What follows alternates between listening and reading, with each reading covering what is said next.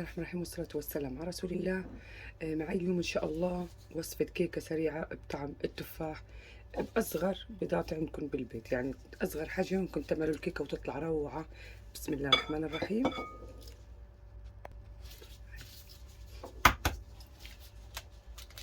طبعا البيت بده يكون بدرجة حرارة المطبخ، ما يكون بالبراد.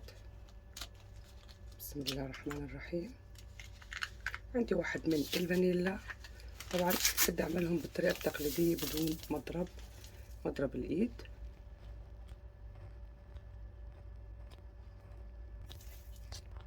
سكر عندي حوالي كاسة إلا ربع من السكر. بسم الله. وبدنا نخفقهم.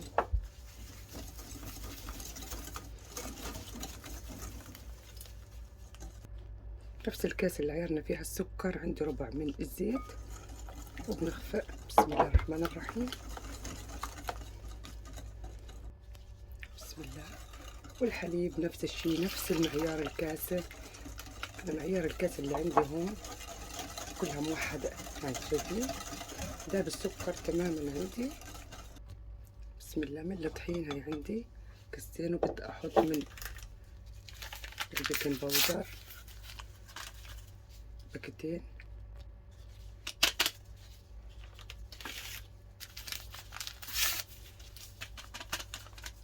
بدنا ننخل. هذا أول كاسة من الطحين، وهاي تاني كاسة.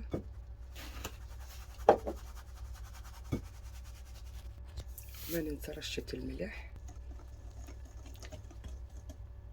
بسم الله الرحمن الرحيم.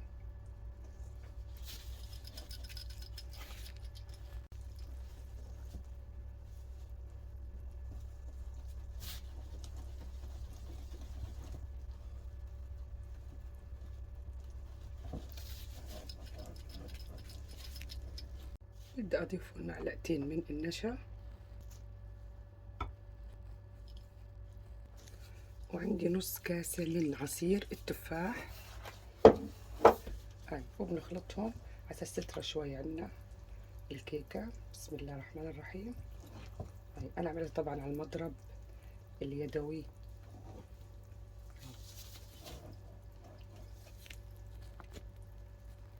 شايفين كيف القوام تبعها؟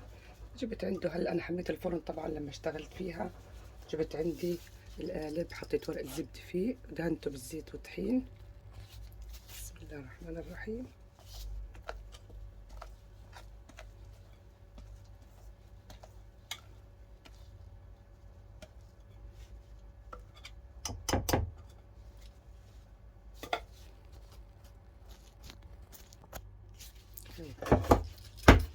عندي هون بدي نحط على جهة، وعندي هون حبتين من التفاح بدي أقشرهم ونقطعهم.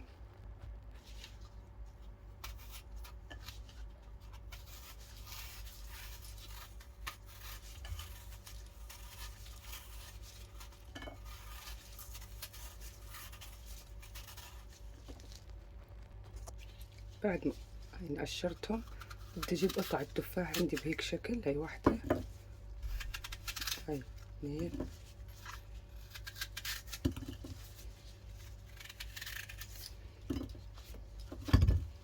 بسم الله الرحمن الرحيم.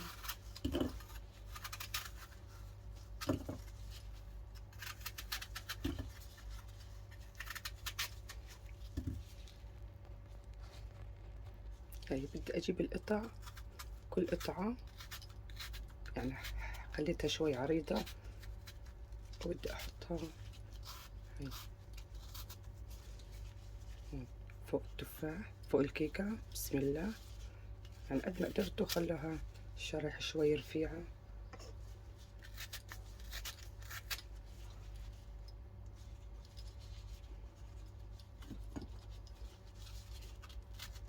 المهم كلهم هيك بنقطعهن بهيك شكل.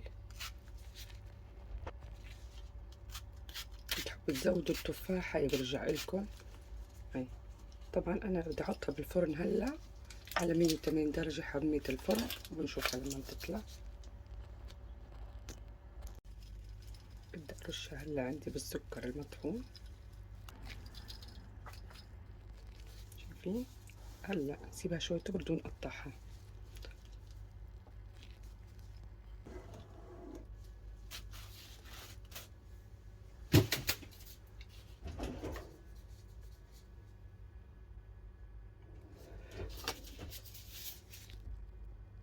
بسم الله. قطع هلا شقفة، شايفين كيف قوامها؟ اتبعوا الخطوات وبتطلع معكم ان شاء الله الوصفة كتير ناجحة. بسم الله.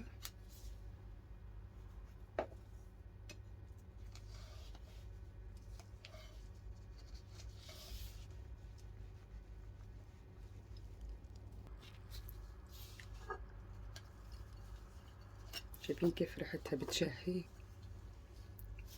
قد ما اقولكوا روعة.